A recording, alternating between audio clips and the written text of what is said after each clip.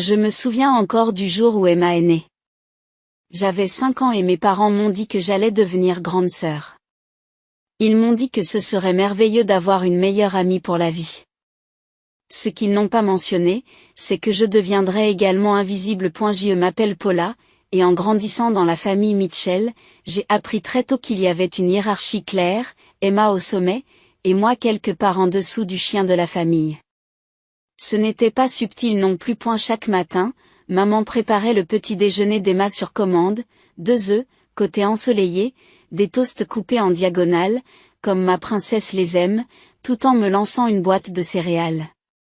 Les différences apparaissent partout. Lorsque j'ai eu besoin d'un appareil dentaire, mon père s'est plaint du coût pendant des mois. 2 ans plus tard, Emma en a eu besoin à son tour, et soudain, l'argent n'a plus été un problème. On lui a même donné les appareils dentaires transparents que j'avais supplié de me procurer, mais qu'on m'avait refusé. Mes dents droites étaient accueillies par des hochements de tête distraits, tandis que le C+ en maths d'Emma lui valait un dîner de fête dans son restaurant préféré. Les fêtes d'anniversaire étaient un autre point sensible. Les miennes étaient simples, un gâteau de supermarché, quelques amis dans le jardin. Celle d'Emma? C'était une véritable mise en scène avec des maisons gonflables, des animateurs engagés et des gâteaux faits sur mesure. Une fois, j'ai entendu maman dire à son amie qu'Emma appréciait davantage ce genre de choses. Paula est si pratique. Le pire, c'était de voir Emma changer. Au début, c'était une enfant adorable, nous avions l'habitude de construire des forts de couverture ensemble et d'inventer des histoires idiotes. Mais année après année, on l'a traitée comme si elle ne pouvait pas faire de mal. Et cela a fait des ravages. Quand elle est arrivée au collège, elle était devenue exactement ce à quoi on s'attendait. Paula, où est mon pull bleu?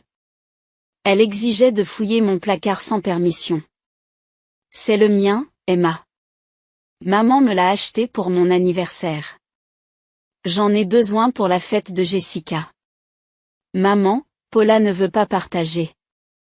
Et inévitablement, Paula, ne sois pas égoïste. Laisse ta sœur l'emprunter. J'ai appris à choisir mes batailles, à ne rien attendre, à trouver la validation ailleurs. L'école est devenue mon sanctuaire. Alors qu'Emma était couverte d'éloges pour avoir participé à la pièce de théâtre de l'école, elle avait 2 répliques. Je gagnais des foires scientifiques, j'excellais dans les cours d'AP et je construisais tranquillement mon plan d'évasion. Lorsque j'ai reçu ma lettre d'acceptation de l'université d'État, avec une bourse complète, j'ai pensé que peut-être, juste peut-être, il serait fier. A eu lieu de cela. Le dîner de ce soir-là a été dominé par la narration dramatique d'Emma sur sa campagne électorale au conseil étudiant de 5e année. Maman, j'ai obtenu une bourse complète. J'ai essayé d'intervenir pendant une rare pause.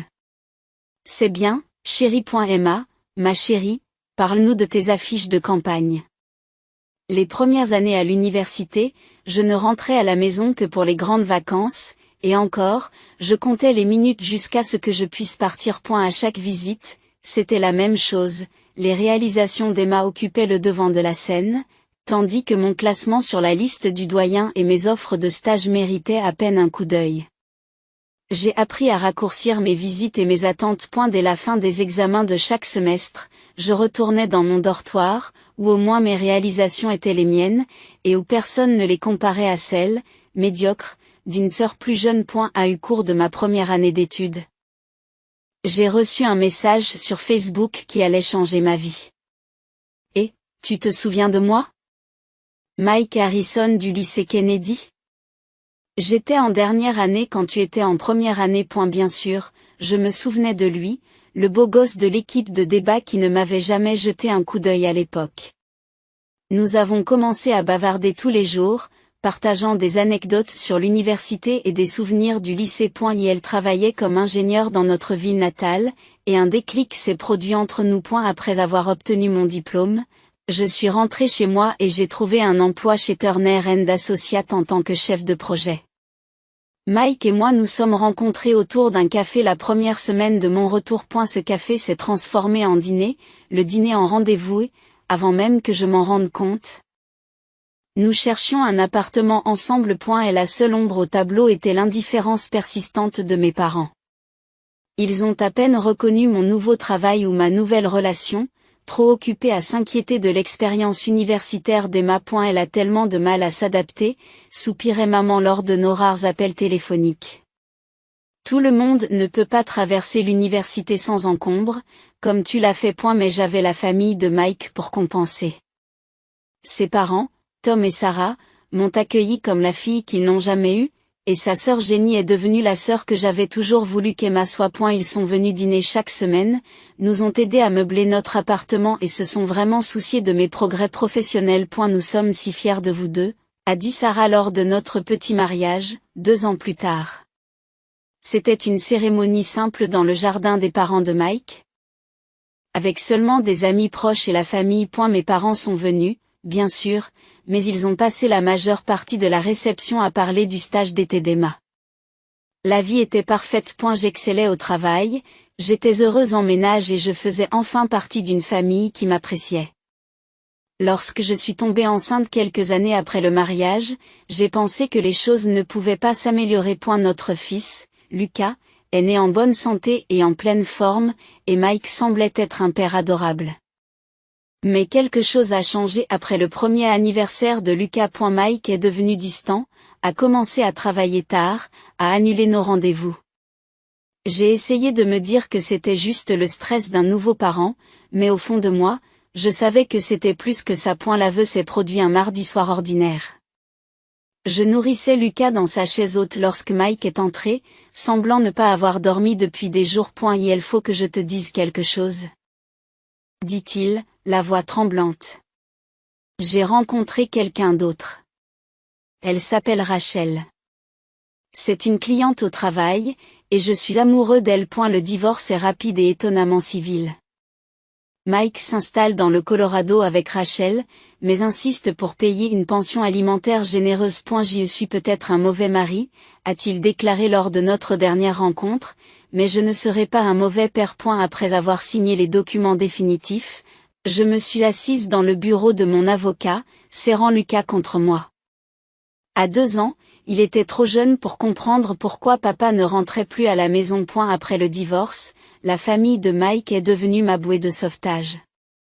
Malgré tout ce qui était arrivé à leur fils, Tom et Sarah sont restés des grands-parents dévoués à Lucas, et Jenny était la meilleure tante qu'un enfant puisse demander. Lucas s'illuminait chaque fois que nous visitions leur maison, courant directement vers le coin des jouets qu'ils avaient spécialement aménagé pour lui. Tom se mettait par terre pour jouer avec des camions, et Jenny avait toujours un nouveau jeu ou un projet d'artisanat en tête. La maison de mes parents était une toute autre histoire. J'ai essayé de leur rendre visite de temps en temps, en espérant qu'ils auraient envie d'établir une relation avec leur unique petit-fils, mais c'était douloureux d'observer leur indifférence. Paula, ne le laisse pas toucher ce vase, disait maman en levant à peine les yeux de son magazine. Et assure-toi qu'il ne court pas trop. Il va rayer le parquet. Lucas s'accrochait à ma jambe, sentant l'atmosphère froide. Le contraste devenait encore plus frappant lorsqu'Emma apparaissait lors de nos visites. Voilà ma fille qui réussit, se réjouissait papa lorsqu'Emma entrait en parlant de son nouveau travail dans une société commerciale. Ils ignoraient complètement les tentatives de Lucas pour leur montrer son dernier dessin. Trop occupés qu'ils étaient à écouter les moindres paroles d'Emma sur la politique du bureau et les réunions avec les clients. Ces visites sont devenues de moins en moins fréquentes. Au lieu de cela, je me suis concentrée sur ce que je pouvais contrôler, ma carrière et la création d'un foyer stable et aimant pour Lucas. Jenny et ses parents étant heureux de m'aider à garder l'enfant, j'ai commencé à accepter des projets plus ambitieux au travail. Le compte de Singapour est très risqué, m'a prévenu ma patronne lorsque je me suis portée volontaire pour le diriger. Personne n'a réussi à conclure cette affaire en 3 ans. Je peux le faire, ai-je dit fermement. Et c'est ce que j'ai fait. 3 mois plus tard, après avoir passé des nuits blanches, des appels vidéo à travers les fuseaux horaires et des propositions détaillées, j'ai non seulement conclu l'affaire, mais je l'ai étendue au double de sa taille initiale. D'autres projets réussis ont suivi. Chacun d'entre eux a renforcé ma réputation, jusqu'à ce que je devienne la personne de référence pour nos clients les plus exigeants. La promotion au poste de directeur de compte senior s'est accompagnée d'un bureau en coin et d'un salaire à faire pâlir d'envie. À Paula Mitchell, mon équipe a porté un toast après que j'ai décroché le compte Microsoft, la faiseuse de miracles. La prime liée à ce contrat était la dernière pièce dont j'avais besoin. Ce week-end-là, j'ai emmené Lucas à la recherche d'une maison. Celui-ci a un parc à proximité, nous a dit l'agent immobilier en nous montrant un bel appartement de 3 chambres. Et l'école est excellente. Lucas courait d'une pièce à l'autre, tout excité à l'idée d'avoir son propre espace pour tous ses jouets. Je les regardais explorer.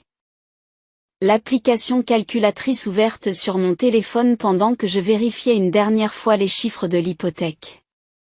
Je me suis dit que nous allions le prendre ce soir-là, alors que je bordais Lucas dans son lit dans notre ancien appartement pour l'une des dernières fois. Il m'a demandé, « Maman, est-ce qu'on va vraiment avoir une nouvelle maison? Avec ma propre chambre? Avec ta propre chambre, et un coin spécial pour l'art, et de la place pour tous tes livres. » Et elle m'a serré fort dans ses bras. Tu es la meilleure des mamans.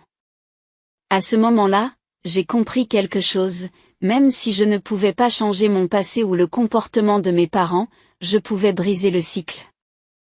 Mon fils ne douterait jamais de sa valeur et ne se sentirait jamais dépassé. Et la rapidité avec laquelle les choses ont changé, après que la nouvelle de ma promotion et de mon nouvel appartement a été connue, a été étonnante. Mon téléphone a bourdonné d'un message de maman, « Chérie. Ça fait longtemps qu'on ne t'a pas vu avec Lucas. Pourquoi ne viendriez-vous pas ce week-end? » J'ai failli laisser tomber mon café. C'était la même femme qui avait passé les 5 dernières années à peine à reconnaître mon existence. J'ai pensé à Lucas, qui posait encore parfois des questions sur ses grands-parents. Peut-être que les gens peuvent changer. Le week-end suivant, j'ai emmené Lucas chez eux. La différence était saisissante. Voilà mon petit-fils préféré, a crié le père lorsque nous sommes entrés. Si l'on considère que Lucas est leur seul petit-fils, cela ne veut pas dire grand-chose, mais tout de même. Regarde ce que grand-mère t'a offert. Maman a fabriqué un nouveau camion jouet, ce qu'elle n'avait jamais fait auparavant. Et j'ai fait des cookies. Tu aimes les pépites de chocolat, n'est-ce pas? Lucas, trop jeune pour se souvenir de leur précédente indifférence, était ravi. J'ai vu ma mère se mettre par terre pour jouer avec lui. Ce que je ne l'avais jamais vu faire auparavant. Paula, chérie, dit maman plus tard, pendant que Lucas était occupé avec son nouveau camion, nous aimerions l'avoir plus souvent à la maison. Peut-être certains week-ends? Tu dois avoir besoin d'une pause de temps en temps. C'était surréaliste, mais j'ai décidé d'accepter. Quel est le dicton qui dit qu'il ne faut pas regarder un cheval de bataille dans la bouche? Au cours des mois suivants, mes parents sont devenus des grands-parents étonnamment impliqués. Ils ont commencé à demander à Lucas de rester chez eux le week-end, et j'en ai profité pour prendre des nouvelles de Jenny. Tu as l'air plus heureux, m'a dit Jenny lors d'une de nos sorties shopping. Plus détendu. C'est agréable de les voir enfin faire un effort, ai-je admis. Même si je sais pourquoi. Et la raison est devenue plus claire lorsque les demandes ont commencé à affluer. Petite au début, maman avait besoin d'aide pour régler une facture de plomberie. La montre de papa avait besoin d'être réparée. Des petites choses qu'il était facile de couvrir avec mon nouveau salaire. Bien sûr que je vais aider, disais-je à chaque fois, me rappelant toutes les leçons de danse et les camps d'été qu'ils avaient payés pour Emma, mais qu'ils m'avaient refusés. Je me sentais bien, d'une certaine manière, d'être celle vers qui il se tournait maintenant. Puis j'ai entendu parler d'Emma par le biais de la famille. Son travail à la société commerciale ne se déroulait pas comme prévu, elle avait été écartée de plusieurs promotions. C'est juste de la politique de bureau, s'est défendue maman lors d'un de nos nouveaux dîners familiaux habituels. Ils ne reconnaissent pas les talents. Les demandes d'argent se multiplient. Un nouveau réfrigérateur, des réparations à la maison. Puis vint le gros morceau. Chérie, dit papa un dimanche, alors que Lucas fait la sieste à l'étage. Nous avons envisagé d'acheter une nouvelle voiture. Les paiements seraient un peu élevés pour nous, mais avec ton nouveau poste. Combien? Ils ont cité un chiffre qui m'aurait fait suffoquer il y a un an. Maintenant, C'était gérable. Maman m'a assuré qu'on te rembourserait, mais nous savions tous les deux qu'il ne le ferait pas. J'ai quand même accepté. Peut-être que c'était la validation que j'achetais, ou peut-être que je voulais juste me prouver quelque chose à moi-même. Quoi qu'il en soit, j'ai commencé à leur envoyer un chèque chaque mois pour le paiement de la voiture. Fais attention, m'a dit Jenny en prenant un café le lendemain. L'argent a le don de compliquer les choses. J'ai acquiescé, mais à l'intérieur de moi, je me disais, comment cela pourrait-il être compliqué? J'avais plus qu'assez, et si acheter l'attention de mes parents permettait à Lucas d'avoir des grands-parents dans sa vie, cela n'en valait-il pas la peine? Tout a commencé comme un mardi normal au travail.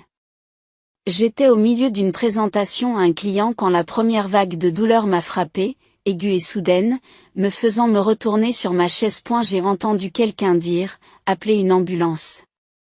Elle est blanche comme un linge. Tout ce qui s'est passé ensuite n'était plus qu'un flou de mouvements et de voix. Les ambulanciers sont arrivés rapidement, m'aidant à monter sur un brancard, tandis que j'essayais de me concentrer malgré les vagues de douleur. Les symptômes classiques de l'appendicite, a dit l'un d'eux. Nous devons l'emmener à l'hôpital immédiatement. À travers la brume de la douleur, une pensée claire et limpide m'a traversé l'esprit, Lucas. Il fallait aller le chercher à l'école dans 2 heures. À l'hôpital, le diagnostic a été rapide et définitif. Votre appendice doit être enlevé? A dit le médecin. Nous en avons déjà un. Vous devrez rester au moins 2 jours après l'opération. Je dois d'abord passer un coup de fil, ai-je réussi à dire. Mon fils. L'infirmière m'a tendu mon téléphone et j'ai composé le numéro de maman en tremblant. Elle a décroché à la 4e sonnerie. Maman, dis-je en essayant de garder une voix stable. Je suis à l'hôpital. C'est mon appendice, ils doivent m'opérer tout de suite. Peux-tu aller chercher Lucas à l'école, s'il te plaît? J'ai besoin de quelqu'un pour le garder pendant quelques jours, le temps que je me rétablisse. Il y a eu une pause, puis, oh, chérie, ce n'est pas possible. Ton père et moi nous préparons pour la fête de promotion d'Emma. Elle est enfin devenue cadre supérieur dans son entreprise. Et la douleur dans mon estomac n'était rien comparée à celle dans ma poitrine. Maman, s'il te plaît, j'ai besoin d'aide. Lucas doit être récupéré dans moins de 2 heures. Ce n'est vraiment pas notre problème, dit-elle. La voix soudain froide. Nous sommes pressés d'aller dans un restaurant où il y aura 50 personnes. Nous ne pouvons pas faire du babysitting. Faire du babysitting? C'est ton petit-fils. Écoute, Paula, soupire-t-elle, comme si je n'étais pas raisonnable. Lucas est sous votre responsabilité. Il est toujours si bruyant et touche à tout. C'est vraiment un fardeau. Je n'arrivais pas à croire ce que j'entendais. Un fardeau? Après tout ce que j'ai fait pour toi? J'ai payé le crédit de ta voiture pendant 1 an. Chaque fois que tu as eu besoin d'argent. Elle me coupa la parole avec un rire qui me glaça jusqu'à l'os. Oh, nous n'aurons plus à répondre à tes demandes d'aide. Le nouveau poste d'Emma est assorti d'un excellent salaire. Elle va nous aider, à ta place. La ligne s'est coupée. Je suis resté allongé sur le lit d'hôpital, le téléphone toujours collé à l'oreille, les larmes se mêlant à la sueur sur mon visage. Tous ces mois passés à les aider, tout cet argent. Tous ces week-ends à jouer à la famille heureuse, et voilà à quoi cela se résumait. Dès que quelqu'un de mieux se présenterait, Lucas et moi redeviendrions des pensées secondaires gênantes. L'infirmière me toucha doucement le bras. Mademoiselle Mitchell? Nous devons vraiment vous préparer pour l'opération maintenant. J'ai acquiescé, tout en cherchant le numéro de Jenny sur mon téléphone. Elle a décroché dès la première sonnerie. Jenny, ma voix s'est brisée. Je suis à l'hôpital, appendicite. Il me prépare pour l'opération. Pourrais-tu s'il te plaît aller chercher Lucas à l'école? Je déteste demander ça, mais... Envoie-moi les coordonnées de l'école par SMS, dit-elle immédiatement. À quelle heure doit-on aller le chercher? 2:30, Jenny, je suis vraiment désolée de m'imposer. Je suis désolée de m'imposer. Lucas est mon neveu. Bien sûr que je vais le chercher. On dormira chez moi, n'est-ce pas? De toute façon. Il adore jouer avec Max. Je l'entends prendre ses clés en arrière-plan. Merci, murmurai-je, des larmes coulant sur mon visage. J'ai d'abord appelé mes parents. Dis-moi plus tard, dit-elle fermement. Concentre-toi sur ta guérison. Lucas sera bien avec moi, je te le promets. Ce dont je me souviens ensuite, c'est de m'être réveillée en salle de réveil, groggy par l'anesthésie. Ma première pensée cohérente a été pour Lucas, mais il y avait déjà un texte de génie qui m'attendait, Lucas s'éclate. On a fait de la pizza et construit un fort en couverture. Ne t'inquiète de rien d'autre que de te rétablir. Elle a envoyé des photos au cours des 2 jours suivants, Lucas jouant avec son chien Max, l'aidant à préparer des biscuits, s'endormant au milieu d'une pile d'animaux en peluche.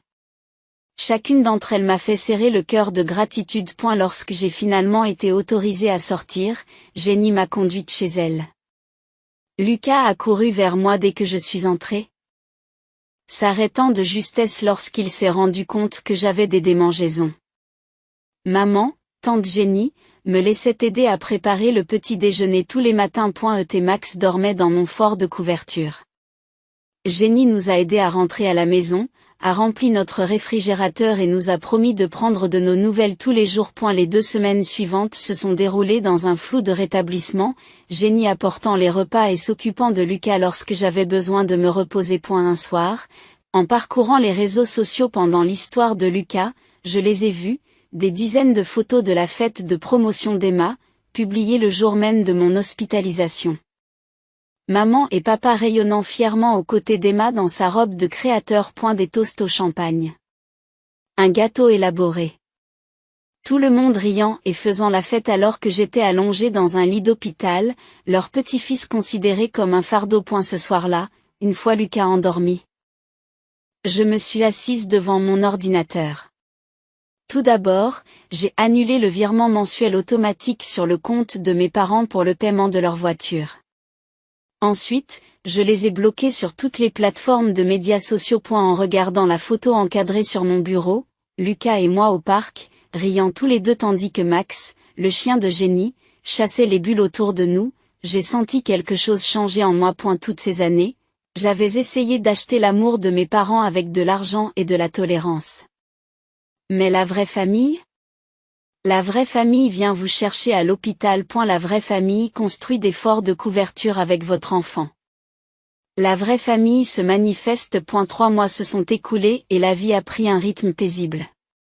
Jenny et ses parents faisaient partie de notre vie, remplissant nos week-ends de barbecue, de visites au parc et de soirées cinéma. Puis, par un dimanche après-midi tranquille, mon téléphone a sonné. Le numéro de maman s'est affiché sur l'écran. Je l'ai regardé un moment, la main sur le bouton de refus, avant de me décider à répondre. Paula? La voix de maman avait ce ton sucré qu'elle utilisait toujours lorsqu'elle voulait quelque chose. Comment vas-tu, ma chérie, qu'est-ce que tu veux, maman? Un soupir théâtral. Eh bien, puisque tu le demandes, ton père et moi sommes dans une situation un peu délicate. Avec les paiements de la voiture. J'ai senti un rire monter dans ma poitrine, mais je l'ai retenu. Oui, tu vois, dit-elle en faisant une pause pour accentuer l'effet dramatique. Nous pensions qu'Emma nous aiderait, avec son nouveau poste et tout le reste. Mais quand nous lui avons demandé, elle a refusé. Vous vous rendez compte, elle a dit qu'elle devait s'occuper de ses propres dépenses. Après tout ce que nous avons fait pour elle. L'ironie était presque trop forte. Nous espérions, poursuit-elle, la voix de plus en plus faible, que vous pourriez peut-être recommencer à nous aider à payer les factures? Jusqu'à ce que nous trouvions une autre solution. Cette fois, je n'ai pas pu retenir mon rire. Il a éclaté, vif et amer. Paula, ce n'est pas drôle. Nous pourrions perdre la voiture. Tu sais ce qui est drôle, maman? Il y a 3 mois, j'étais en train de me faire opérer d'urgence, et tu as traité mon fils, ton petit-fils, de fardeau. Tu n'as pas pris la peine de nous aider, parce que tu étais trop occupé à fêter la promotion d'Emma. Cette même Emma qui ne veut plus vous donner un centime. C'était, nous étions juste occupés ce jour-là. Tu sais comment sont ces événements. Non, maman, je sais exactement ce que c'était. J'étais utile quand je payais tes factures. Au moment où tu as pensé qu'Emma pouvait me remplacer en tant que distributeur personnel, Lucas et moi sommes redevenus gênants. Ce n'est pas juste. Nous avons toujours quoi? Toujours favorisé Emma. On m'a toujours traité comme si j'étais le deuxième meilleur? Toujours pris mon aide pour acquise jusqu'à ce que quelque chose de mieux arrive. Paula, s'il te plaît. Tu as appelé mon aide financière, l'assistana, tu te souviens? Juste avant de me raccrocher au nez quand j'étais à l'hôpital. Eh bien, devine quoi? L'aumône, c'est fini. J'en ai assez d'essayer d'acheter ton amour. J'en ai marre de te voir traiter mon fils comme s'il était moins que les sacs à main d'Emma. J'en ai juste fini. Mais la voiture. Je la coupe avec un autre rire, celui-ci plus léger, presque libre. Ce n'est plus mon problème. Au revoir, maman. J'ai raccroché et bloqué son numéro, puis j'ai fait de même avec les pères.